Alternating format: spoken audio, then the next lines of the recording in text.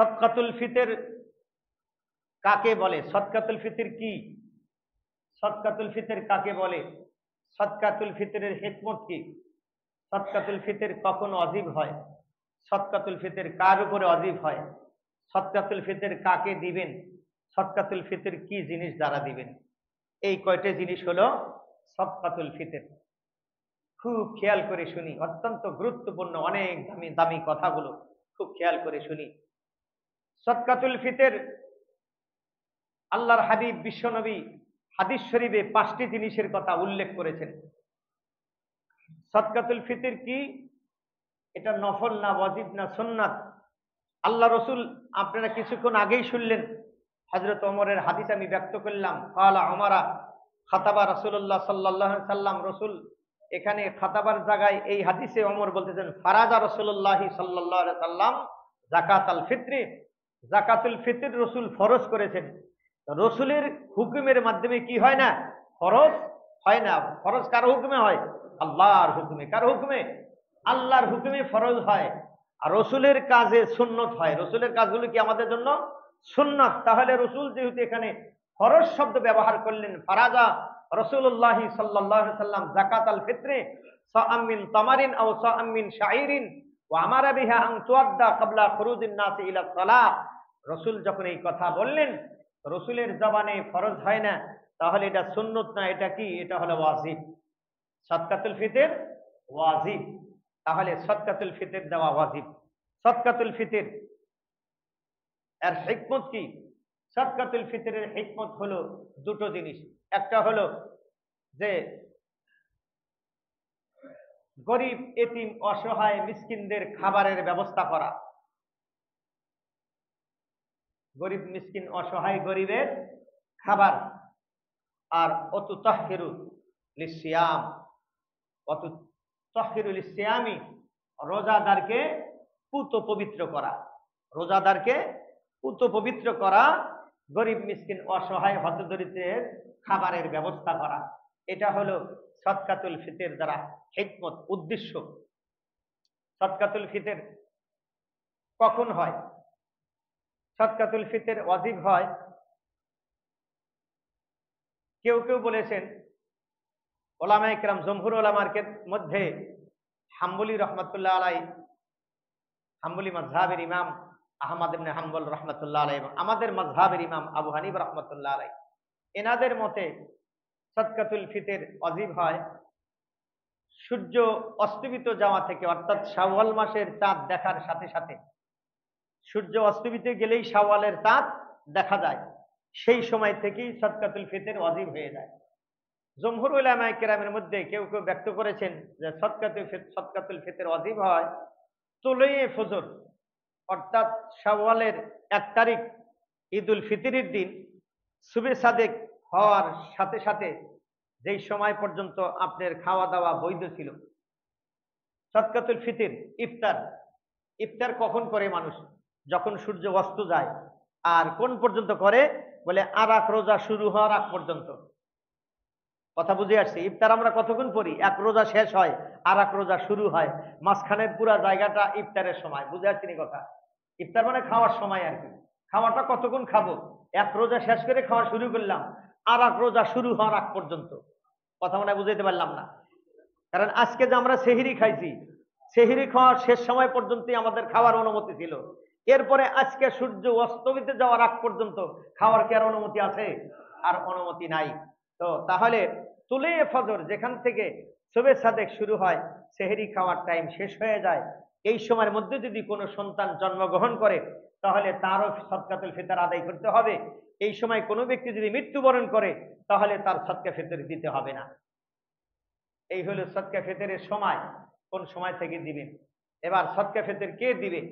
যে ব্যক্তি হরিন, যে ব্যক্তি আজাদ, আও আবদিন, যে ব্যক্তি গোলাম, যে ব্যক্তি মালে নেশাব, যার মাল আছে, দেওয়ার ক্ষমতা আছে, যে ব্যক্তি দিতে পারবে ওই ব্যক্তি দিবে, যে ব্যক্তি দেওয়ার সামর্থ্য রাখে। এখন মালে নেশাব বলতে একটা কথা ক্লিয়ার হতে হবে, একটা হলো যাকাতের নিসাব, আর একটা হলো সদকাতুল ফিতরের নিসাব। যাকাতের নিসাব হওয়ার জন্য আমি পরে আসতেছি, ওটা বিস্তারিত আলোচনা করব। যাকাতের সদকাতুল ফিতর যেই পরিমাণ দিতে পারলে আপনি আদায় হয়ে যাবে, তার উপরে সদকা ফিতর দেওয়া ওয়াজিব। আর জাকাতেরটা কি তাই নাকি? জাকাতেরটা 1 বছর অতিবাহিত হওয়া লাগবে। আর সদকাতুল ফিতর 1 বছর হওয়ার কোনো কিনা শর্ত নাই। আপনি আজকে এই সময় হয়ে গেছেন, কাল আপনি দিয়ে দিলেন বা আজকে দিয়ে দিলেন, আগে পরে দেওয়া যাবে। হাদিস আছে, বিস্তারিত আলোচনা করার সময় নেই। আল্লাহ রসুল কখন দিতে বললেন?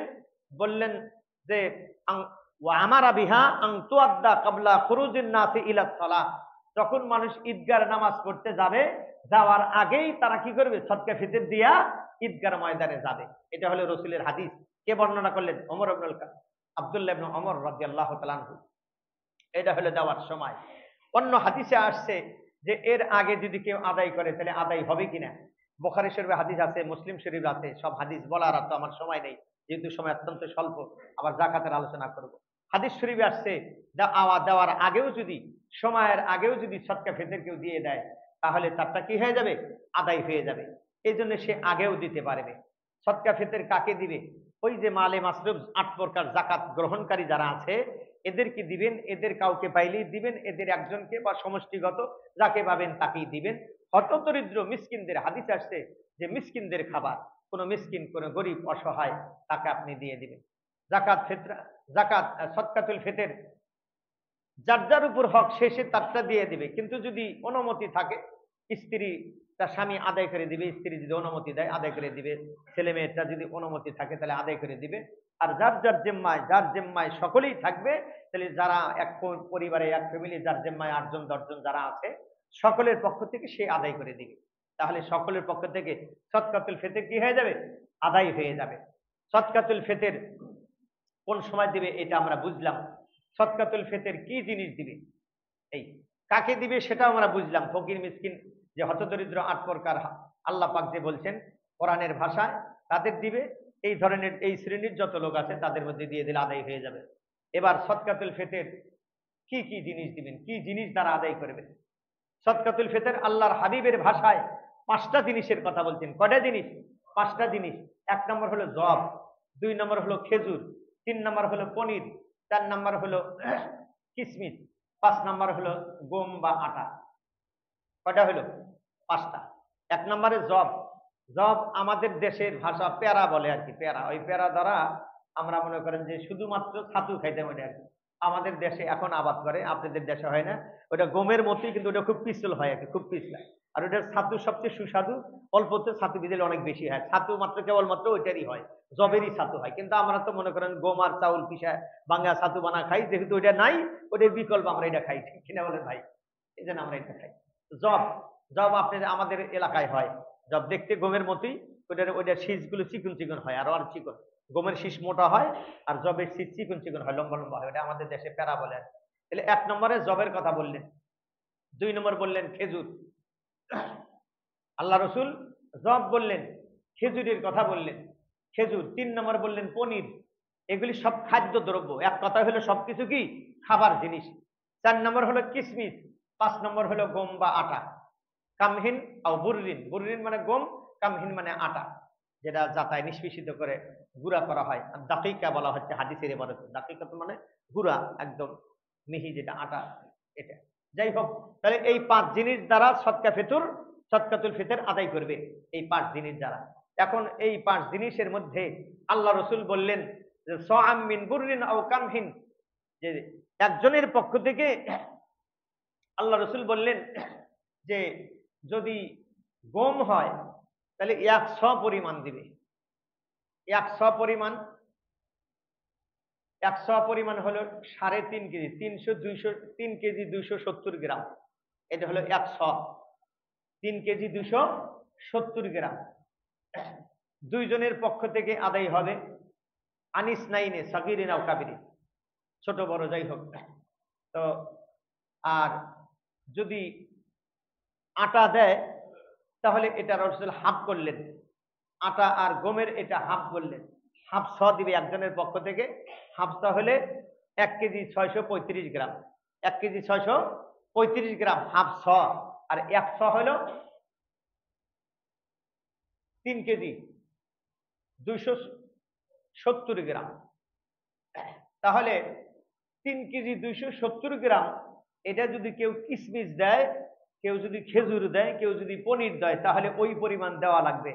আর যদি আটা দেয় তাহলে 1 কেজি 635 গ্রাম দিবে। আপনাদের কাছে হিসাবটা কিরকম হইলো?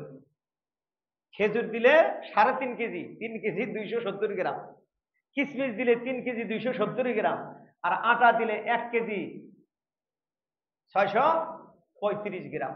হিসাবটা কিরকম হলো আপনাদের কাছে? আশ্চর্য লাগতেছে কিনা? আশ্চর্য লাগছে না? আশ্চর্য লাগারই তো কথা। এখন আসেন, স্থানকাল পাত্রভেদে ব্যবহারের কারণে পণ্যের দাম বাড়ে এবং কমে, ঠিক কিনা বলে? যদি পণ্য পর্যাপ্ত পরিমাণ হয় আর ক্রেতা যদি কম হয়, ওই সময় পণ্যের দামটা কি হয়ে যায়? কমে যায়। আর পণ্য কম, চাহিদা বেশি, তখন পণ্যের দাম কি হয়? বেড়ে যায়। কথার কথা, লক্ষ্মীপুরে এখন বর্তমানে 1 কাঠা জায়গার দাম 2 কোটি টাকা, তাও নাই। এটা মনোমান করে বললাম। এখন বর্তমানে লক্ষ্মীপুরে 1 কাঠা জায়গার দাম 2 থেকে 2.5 কোটি টাকা হবে, কিন্তু তারপরে জায়গায় কি নাই, থাকলে নিবে, 2.5 কোটি টাকা হলেও নিবে লক্ষ্মীপুরে। অথচ ওই 1 কাঠা জায়গা যদি আপনি ওই তেতলাডাঙ্গা মরমরিয়া পার হওয়ার পরে তেতলাডাঙ্গা যাদের পাকড়ি ইউনিয়নের ওখানে যায়, আমার বাবু ভাই শ্বশুরবাড়ি এলাকায় যা, ওখানে 1 কাঠা জায়গায় এখনো 5,000 10,000 টাকা পাওয়া যাবে কিনা বলেন? পাওয়া যাবে না? বিলের মধ্যে যা যদি নেয়, 10,000 টাকা দিয়ে 1 কাঠা পাওয়া যাবে। কোথায় 10,000 টাকা আর কোথায় 2 কোটি টাকা? জায়গা তো একই সমান, নাকি এখানে 1 কাঠা বড় দিবে, ওখানে 1 কাঠা কম দিবে? এটাও 15-2 শতাংশ, ওটাও 15-2 শতাংশ, ঠিক কিনা বলেন? এটাও 130, ওটাও 130, জায়গা ঠিক। স্থানকাল পাত্রভেদে এর দাম কম বেশি হয়ে গেল। আল্লাহ রসুলের জামানায় সাহাবীদের ভিতরে খাদ্য সবচেয়ে বেশি ছিল, খাবার, প্রিয় খাবার এবং সবচেয়ে সচরাচর যে খাবার, তারা খেজুর খাইতেন, পনির খাইতেন, কিশমিশ খাইতেন, এগুলি সবসময় খাইতেন। আর তাদের কাছে চপ আর গম, এগুলি সেই মিশর থেকে আনা হইতো, সিরিয়া থেকে আনা হইতো, সিরিয়ার মাধ্যমে ব্যবসার মাধ্যমে আনা হইতো। সেটার দাম সেই সময় এত বেশি ছিল যে ওই হাফ গমের দাম, হাফ জবের দাম, হাফ আটার যে দাম ছিল, 100 খেজুরের, 100 কিশমিশের দাম সেই ছিল। এখন 100 কিশমিশ আমাদের দেশে 3.5 কেজি কিশমিশ যদি দেন, তাহলে মোটামুটি বর্তমান বাজার বলে তো 3,000 পার হয়ে যাবে, তাই না? কি বলেন? 3,000 পার হয়ে যাবে। তাহলে এখন কোনটা দিবেন? দিবেন কোনটা? দিবেন যেই জায়গার যেটা খাদ্য, রসুল তো খাদ্যের কথা বলছেন, খাবার দিবেন রসুলের ওই জায়গায়, ওই গণ্ডিতে। এবং এই সদকাতুল ফিতর ওয়াজিব কখনো হয়েছে? 2য় হিজরির শেষে, 2য় হিজরির শেষে সদকাতুল ফিতর ওয়াজিব হয়েছে। সেই সময় থেকে পদ্ধতি পর্যন্ত চলে আসতেছে, আমরা দিয়ে আসতেছি সদকাতুল ফিতর। আল্লাহর হাবিব সেই সময় সেই দাম অনুযায়ী দিতেন। এখন বর্তমান দাম অনুযায়ী আমাদের দেশে যে জিনিস আমরা সচরাচর বেশি ব্যবহার করি, আমাদের দেশে এখন আমাদের সবচেয়ে বেশি খাদ্যের মধ্যে সবচেয়ে প্রিয় খাবার, মানে সবচেয়ে সচরাচর খাবার হলো ভাত এবং আটা, রুটি, ঠিক কিনা বলে? ভাত এবং রুটি, চাউল এবং আটা, এই দুইটা আমাদের দেশে সবচেয়ে বেশি সচরাচর ব্যবহার। এই জন্য আমাদের দেশের সদকাতুল ফিতর এই দুইটার উপরে আদায় হবে।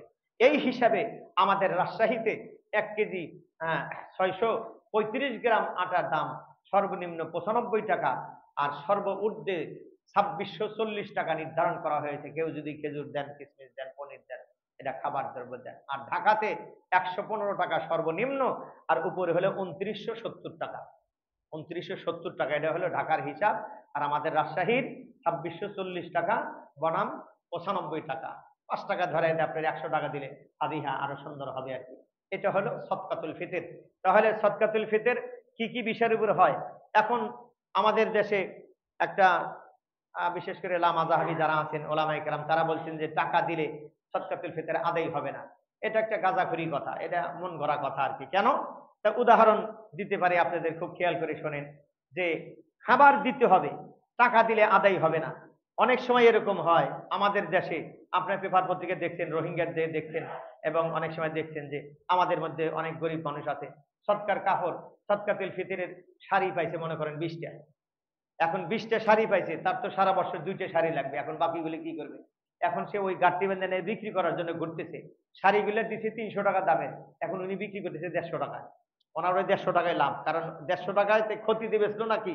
ক্ষতি দেবেছিল না, অর্ধেক দামে বিক্রি করলো, সময় লস করলো, কষ্ট করলো, তারপরেও সেটার ভিতরে সে লাভ বুঝতেছে, ঠিক কিনা বলে? এটা তার জন্য এটা বার্গেনিং, এটা থাকলে তার কাছে বার্গেনিং।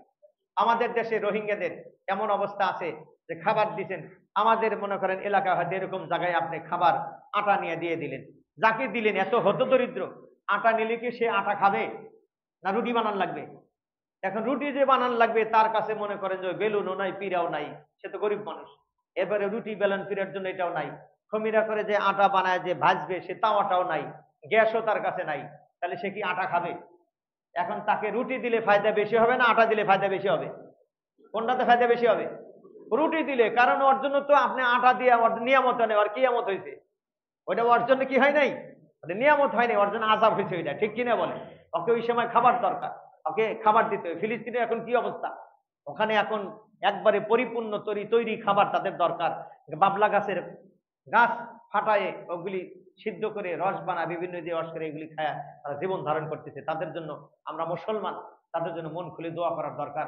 ইসরায়েল বাহিনীর জন্য হেদায়েতের দোয়া না করলে আল্লাহ পাক সেই কওমে লুত কওমে হুদের তা চিতুল পিতার মধ্যে যারা উল্টায় আল্লাহ গজব দিয়ে শেষ করে দিয়েছিলেন, আল্লাহ যেন এরকম মানচিত্রের থেকে ইসরায়েলকে মুছে দেয়, মুসলমানের শত্রুদেরকে আল্লাহ যেন মুছে দেয় তাদেরকে। আর ফিলিস্তিনের মুসলমানদেরকে আল্লাহ হেফাজত করেন, তাদের ইমানি শক্তি বর্ধিত করেন, তাদের শাহাদত মঞ্জুর করেন। লক্ষ লক্ষ ফিলিস্তিন আজকে তারা অসুস্থ অবস্থায়, চিকিৎসাহীন অবস্থায় তারা পরে ধুকে ধুকে জীবন দিয়ে তারা শহীদ হয়ে যেতেছেন, খাদ্যের অভাবে তারা জীবন দিয়ে তারা শহীদ হয়ে যাচ্ছেন। সম্মানিত উপস্থিতি, যাই হোক, তাহলে খাদ্যের পরিবর্তে যাদের যে পণ্য যেটা যার উপকার হবে তাকে সেটাই দিলে আদায় হয়ে যাবে। এজন্য টাকা দিলেও কি হবে, আদায় হবে। এর উপরে হাদিস আছে, মুসলিম শরীফের হাদিস, বুখারী শরীফের হাদিস, বাইহাকী শরীফের হাদিস আছে। এত কথা বলার তো আমার সময় নেই, যেহেতু সময় শেষ হয়ে যেতে থাকে। তাহলে সদকাতুল ফিতর কয়টা জিনিস দ্বারা দেওয়ার করবো আমরা? 5টা জিনিস, হাদিসে 5টার কথা আসছে। এই 5টার মধ্যে যে কোনো একটা দিয়ে আদায় করলে কি হয়ে যাবে, আদায় হয়ে যাবে।